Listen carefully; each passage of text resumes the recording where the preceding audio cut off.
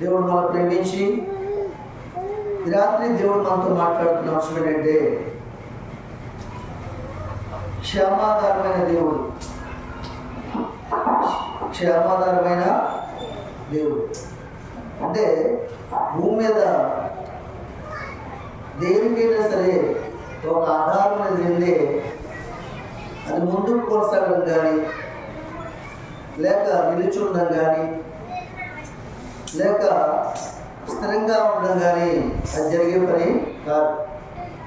ఒక గృహాన్ని నిర్మించాలంటే పిల్లల స్థాయిలను ఆధారంగా చేసుకుని గృహాన్ని నిర్మిస్తారు. దానికంటే ముందుగా పునాదిని వేసి ఆ పునాది పైన ఆ గృహం యొక్క భారంతో కూడా ఉంటారు. అంటే ఒక గృహానికి ఆధారం ఏంటి? పిల్లర్సా పునాదా? పునాదే.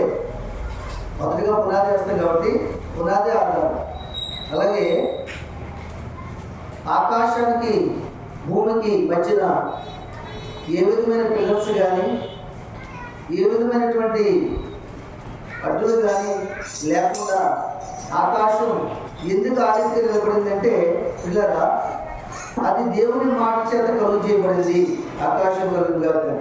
అంతేకాకుండా భూమి యొక్క ఆకర్షణ వల్ల అది అలా నిలుచుంటారు. దేవుని స్తోత్రం. ఆకాశానికి ఆధారం ఏంటి? భూమి యొక్క ఆకర్షణ. ఆ ఆకర్షణ వల్ల నిలుచుంటారు. దేవుని ఆజ్ఞ వల్ల కూడా నిలుచుంటారు. దానికి ఆజ్ఞించిన ఆకాశమా నువ్వు ఆ రీతిగా ఉండాలని, భూమి నువ్వు భూలోకంలో ప్రజలకు నివాసంగా ఉండాలని భూమి కూడా ఆజ్ఞించాడు. మరి భూమిలాగా నిలబడడానికి ఆధారం ఏంటి? భూమిలాగా నిల్చుండడానికి భూమి కూడా ఆధారం ఉంది. భూమి కింద ఏముంది? అగాధ జలములు ఉన్నాయి. భూమి కింద ఏముంది? సముద్రం ఉంది, నీళ్ళు ఉన్నాయి. మళ్ళీ అది మనకు కనబడదు. దాని మీద జలములు ప్రపంచంలో అల్లాడుచున్నప్పుడు జలముల మీద భూమిని ఒక తుంగ సాపరపరిచిన రీతిగా దేవుడు పరిచాడు. దేవుని స్తోత్రం. అప్పుడు కింద ఉన్న నీరు భూమికి ఆధారమైంది. దేవుని మాట కూడా ఆధారమైంది. దేవుని స్తోత్రం. దేవుని మాట కింద ఉన్న నీళ్ళకి, సముద్రానికి ఆజ్ఞించి భూమిని భరించే శక్తిని దానికి ఇచ్చాడు. దేవుని స్తోత్రం. భూమికేమో మానవులు భరించే శక్తిని, మానవుల యొక్క నివాసాలను భరించే శక్తిని, రోడ్లను, బిల్డింగ్లని, ఈ యొక్క అపార్ట్మెంట్స్ని, సమస్తను భరించే శక్తిని భూమికి ఇచ్చాడు. దేవుని స్తోత్రం. పైన ఆకాశం కానీ, కింద ఉన్న భూమి కానీ, భూమి కింద ఉన్న నీళ్లు కానీ, ఆకాశం ఉన్న సూర్యుడు కానీ, చంద్రుడు కానీ, 27 నక్షత్రములు కానీ, ఏదైనా సరే ఈ దినాన నిలిచుండి మానవులకు ఉపయోగకరమైనటువంటి వాతావరణాన్ని, పంటలను, ఆరోగ్యమును దయచేస్తున్నాయంటే వీటన్నింటికీ ఆధారం ఏంటంటే దేవుని వాక్కు. దేవుడు కలుగుని కాక అని కలిగాయి. ఆ మాట ఆధారంగా ఎప్పటిగా ఉంటాయి. ఒకరోజు దేవుడు వాటి స్థితి నుంచి వెళ్ళిపోమని చెప్పినప్పుడు ఆకాశంలో ఏమైపోద్ది, భూములు ఏమైపోద్ది, దేవుని మాట నిత్యము నిలుచుంటుంది. దేవుని స్తోత్రం. అందుకని దేవుని వాక్యం ఏం చెప్తుంది? భూమి ఆకాశం గతించిపోతుంది కానీ నా మాట గతించి కనుక ఏం ఆధారమైంది? ఏం ఆధారమైందండి? దేవుని వాక్కు ఆధారమైంది. అలాగే ఈ భూలోకంలో జీవిస్తున్న మనుషులందరికీ కూడా క్షేమాధారమైన దేవుడు మన దేవుడు. దేవుడు స్తోత్రం. ఎవరైతే నమ్ముతారో, విశ్వసిస్తారో, ఆయన మార్గంలో జీవిస్తారో వారికి క్షేమ ఆధారమైన దేవుడు అట. ఏ దేవుడైనా మానవుడి జీవితంలో క్షేమం అంటే శాంతి, సమాధానం కదా. ఏది ఒక్కరైనా సరే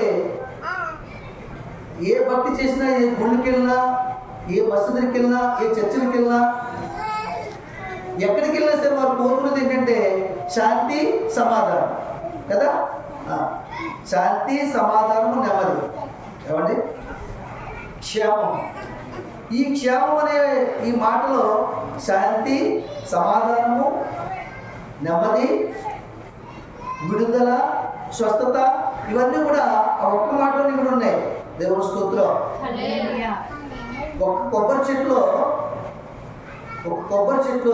చెట్టు కాండము, ఆకులు, కమ్మలు, ఈనెలు, కొబ్బరి పిందులు, కాయలు, బొండాలు, పళ్ళు, దొరకలు, అలాగా ఎన్నైతే చెట్లు ఇప్పుడు ఉన్నాయో అలాగే ఈ క్షేమం అనేటువంటి అర్థమని చెప్తున్నాను మీకు మాట. ఈ క్షేమం అనేటువంటి దేవుని వాక్కులో మానవుల జీవితంలో నెమ్మది, ఆనందము, సంతోషము, శాంతి, సమాధానము, క్షేమము, విడుదల, స్వస్థత ఇవన్నీ కూడా ఇవి ఉన్నాయి. దేవుని స్తోత్రం. హల్లెలూయా. కనుక మన దేవుడు క్షేమాధారమైన దేవుడు. ఎక్కడికైనా వెళ్తే దొరుకుతుందో తెలియదు, కానీ ఇక్కడికి వస్తే మాత్రం దొరుకుతుంది. దేవుని స్తోత్రం. ఈ దేవుని సన్నిధిలో సంపూర్ణ సంతోషం దొరుకుతుంది, సంపూర్ణ ఆనందం దొరుకుతుంది, సంపూర్ణ నెమ్మది దొరుకుతుంది, సంపూర్ణ విడుదల దొరుకుతుంది. నమ్మిన వారి స్తోత్రం చెప్పండి. హల్లెలూయా. కనుక అయితే ఇది ఎవరికి దొరుకుతుందట చూద్దాం. కీర్తన గ్రంథం 37 కీర్తన 11వ వచనం చూసుకున్నట్లయితే చక్కని మాటని అక్కడ జ్ఞాపకం చేస్తున్నాడు. దీనులు భూమిని స్వతంత్రించుకోదు, బహుక్షేమం కలిగి చూపించదు. సరే, ఈ క్షేమం ఎవరికిస్తాడు దేవుడు? దీనులు భూమిని స్వతంత్రించుకుందరు, బహుక్షేమం కలిగి చూపించదు. దీనులు ఏం చేస్తారంట? భూమిని స్వతంత్రించుకుంటారు. ఈ భూలోకంలో యేసు ప్రభు అంటే ఎరగిన వారు ఎవరు ఉంటుంది? యేసు ప్రభు అంటే లోకరక్షకుడని ఎరగిన వారు ఎవరు కూడా ఉండరు. ఎందుకని? ఆయన పొందిన శ్రమను బట్టి విధేయత నేర్చుకుని దీనుడై మానవునిగా, వ్యక్తునిగా, దాసునిగా మనమంటే ఒక సహోదరుని వల్లే పరలోక రాజ్యం అనే మహాభాగ్యాన్ని భాగ్యంగా ఇచ్చుకొనక మన మధ్యకు వచ్చి ఆయనే మన పాపము భరించి ఆయనే విడుదలిచ్చి తానే మరణం పొంది 2వ దినాన్ని సమాధిలో ఉంచుకొని 3వ దినాన్ని లేచి మరణాన్ని గెలిచి మరణాన్ని ముల్లెట్లను ప్రశ్నించి ఆయనే మృత్యుంజయుడయ్యాడు. ఆ మార్గంలో మనం నడిపించే నమ్మిన వారందరూ కూడా మరణం నుంచి విడిపించి ఆయనే తన రాజ్యానికి చేర్చగలిగి నిత్య రాజ్యానికి వారసులుగా చేయగల సామర్థ్యులు, శక్తి కలుగుతున్న దేవుడు. దేవుడు స్తోత్రం. హల్లెలూయా. కనుక క్షేమాధారమైన దేవుడు ఈ క్షేమాన్ని ఎవరికి ఇస్తారట? దీనత్వం కలిగిన వారు. దీనత్వం అనేది మనుషులు ఎలా వస్తుంది? ఏమండి? సుఖము, సంతోషము, ఆనందము, డబ్బు, ఐశ్వర్యం ఉంటే దీనత్వం రాదు, తగ్గింపు జీవితం రాదు. నాకేం పర్వాలేదు, నాకు అంతా బాగుంది, నాకే లోటు లేదని దేవుడు కూడా మర్చిపోయి, భక్తి మర్చిపోయి వారి ఇష్టాన్ని జీవించే ప్రజలు లేకపోలేదు. దేవుని స్తోత్రం. మనిషికి ఎప్పుడు కూడా దీనత్వం అనేది రావాలంటే, ఎప్పుడు దీనత్వం హృదయం నిల్చుంటారంటే ఎప్పుడు కష్ట నష్టాలతో పోరాడుతూ ఉండాలి. ఎప్పుడు ఇరుకుల ఇబ్బందులతో మనం సతమతమవుతూ అందులో మళ్ళీ విడుదల వచ్చి సంపూర్ణ ఆనందాన్ని పొందుకోవాలి. మనం తట్టుకునే శ్రమలు మాత్రమే దేవుడు మనకి ఇస్తాడు. కొన్ని మన అపరాధాలు బట్టి వస్తాయి, కొన్ని మన నోటి మాటలు బట్టి వస్తాయి, కొన్ని మన క్రియలు బట్టి వస్తాయి, కొన్ని దేవుని బయటపరచడానికి వస్తాయి. దేవుని స్తోత్రం. ఈ అన్ని శ్రమల కన్నా సుఖీర్లేంది ప్రాముఖ్యమైనది ఏంటంటే దేవుని నామాన్ని బయటపరచడానికి మన జీవితంలోకి వచ్చే ఆ ప్రతి శ్రమ కూడా సుపీరియర్, చాలా ప్రాముఖ్యమైనది. అది మనం ఎక్కడ తీసుకెళ్తుందంటే దీనత్వంలో తీసుకెళ్తుంది.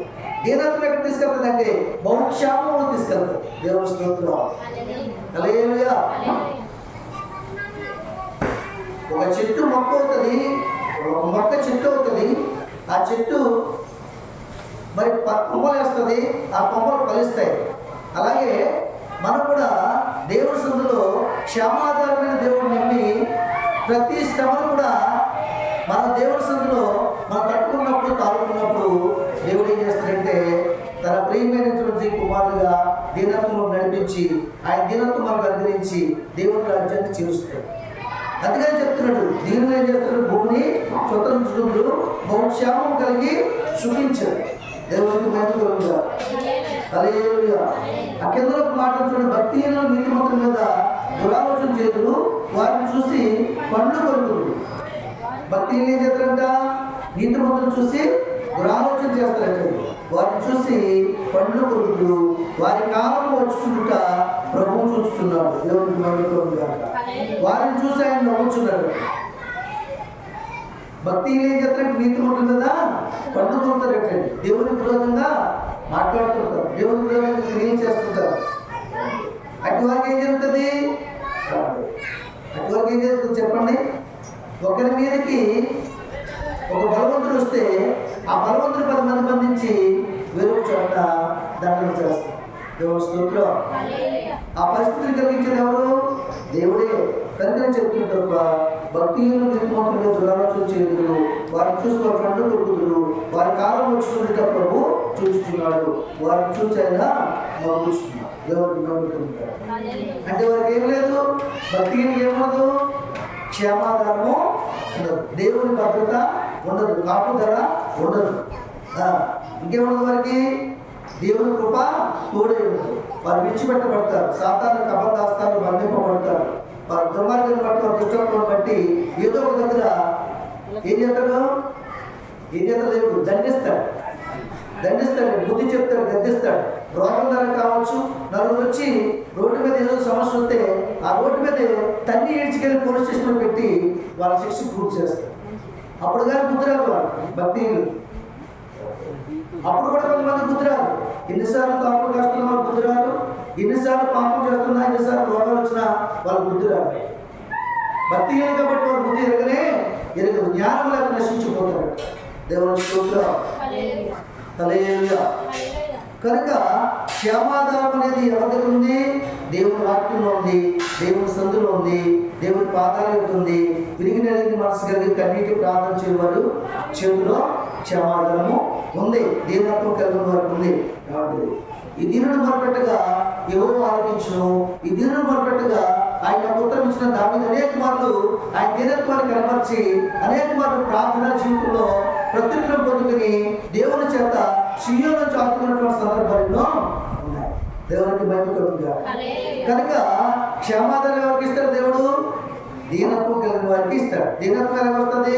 తిరిగి నేను మనసు కలిగి ప్రార్థన చేస్తున్నప్పుడు, వాక్యాన్ని మనం గట్టిగా పట్టుకుని హృదయంలో చేర్చుకున్నప్పుడు, ఎవరిని శ్రమలు తట్టుకుని విశ్వాస జీవితాన్ని కోల్పోకుండా ఎప్పటికప్పుడు మనం వెళ్తున్నప్పుడు దేవుడి స్థితిలో ప్రభువే ఆ కార్యాన్ని చేసి దినత్వం మనలో ప్రవేశపెట్టి మరి దాన్ని మనం స్వతంత్రించుకున్నట్లుగా చేస్తాడు. దేవునికి మహిమ కలుగుగా. హల్లెలూయా.